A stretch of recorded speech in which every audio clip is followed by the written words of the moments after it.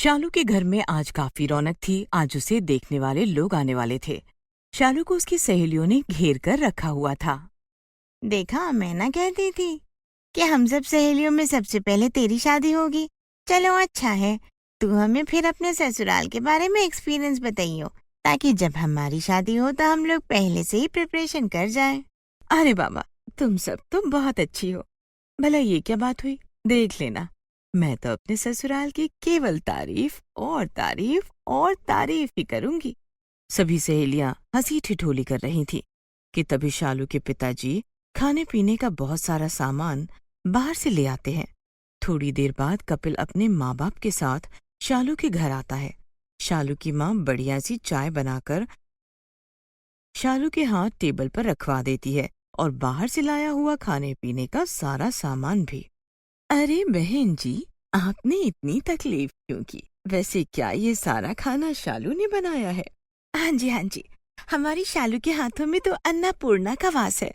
ऐसा लजीज खाना बनाती है कि सब अपनी उंगलियां चाटते रह जाते हैं। सभी लोग चटकारे लेकर बाहर से लाए हुए खाने को खाते हैं और शालू को पसंद कर चले जाते हैं। कुछ महीने बाद शालू की शादी धूमधाम से कपिल के साथ हो जाती है और ससुराल में पहले दिन। अरे शालू बेटी, आज तेरा पहला दिन है। देख बेटा, मीठे की रस्म में खीर बना लेना, और वो जो तुमने उस दिन कचौरी बनाई थी ना, जब हम तुम्हारे घर आए थे, वो वाली कचौरी भी बना लेना। जी मम्मी। शालू जी मम्मी बोलकर चुप हो जाती है। अब तो शालू को काटो तो खून नहीं, ऐसी हालत थी। शालू रसोई में जाती है। उसे खाना बनाना तो आता था, लेकिन वो बिल्कुल भी अच्छा खाना नहीं बनाती थी। जैसे तैसे करके वो दूध उबालने के लिए रखती है और उसमें चावल डालकर भगवान से प्रार्थना करती है कि ये खीर अच्छी बन जाए। कचौरी की तो उसे ABCD भी नहीं आती थी, इसीलिए वो आलू की सब्जी और पूरी बना लेती है। सभी लोग बाहर खाने पर इंतजार कर रहे थे। बेटी शालू, खाना तो ठीक ठाक है, लेकिन इसमें वो वाला स्वाद नहीं है जो उस दिन तुमने अपने घर पर बनाया था। हो सकता है घबराहट में तुमसे अच्छा ना बना हो। ये खाना तो उस खाने के आसपास भी नहीं है। सच बताओ बेटी, क्या उस दिन वो खाना तुमने ही बनाया था? जी मम्मी, वो सारा खाना मैंने ही बनाया था, लेकिन अभी समझ में नहीं आ रहा था तो बस कुछ गड़बड़ हो गई। कपिल को भी खाना अच्छा नहीं लगता, लेकिन सब चुपचाप खा लेते हैं और शाम को रस्म के पैसे भी दे देते हैं। कुछ देर बाद शालू पग फेरे के लिए अपने घर चली जाती है और कपिल उसे बोलते हैं कि मैं शाम को लेने आ जाऊंगा। माँ, क्या जरूरत थी उस दिन मेरे ससुराल वालों के सामने ये बोलने की कि सारा खाना शालू ने बनाया है? तुम्हें पता है आज मुझे कितनी शर्मिंदगी हुई।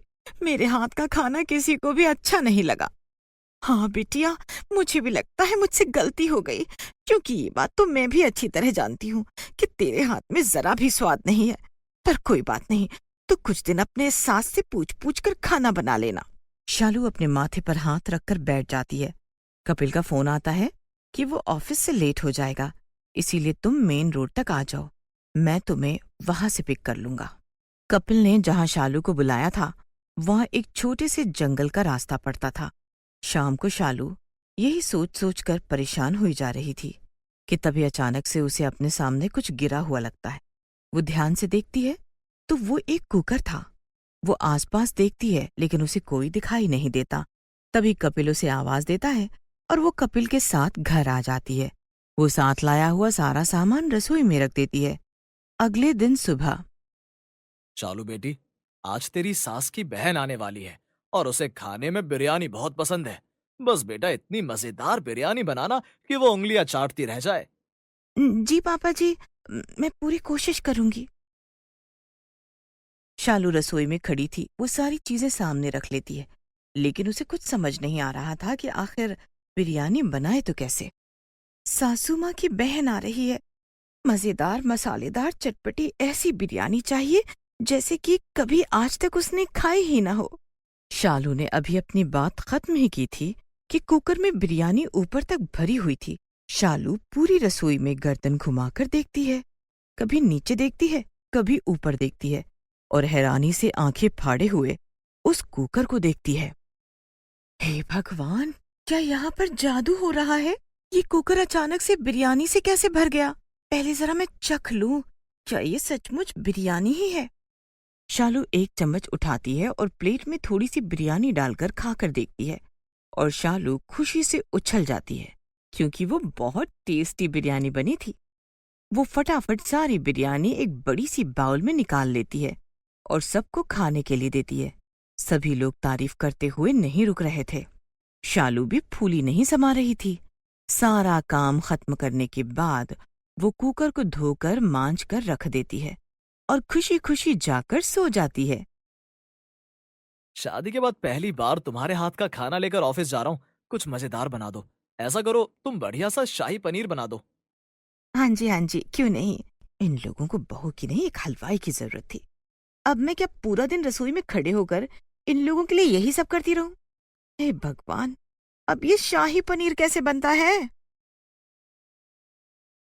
शालू रसोई में जाकर खड़ी हो जाती है और फिर वो कुकर निकालती है और उसे गैस पर चढ़ा देती है। अब सुबह सुबह पति जी की फरमाइश है कि उन्हें शाही पनीर खाना है। शालू ने ये बोला और कुकर शाही पनीर से भर गया। वो शाही पनीर चखती है, तभी उसके दिमाग में आता है और वो सोचती है कि लगता है कि कुकर एक जादुई कुकर है क्या? क्यों ना मैं इसे एक बारी और आजमा कर देखूं।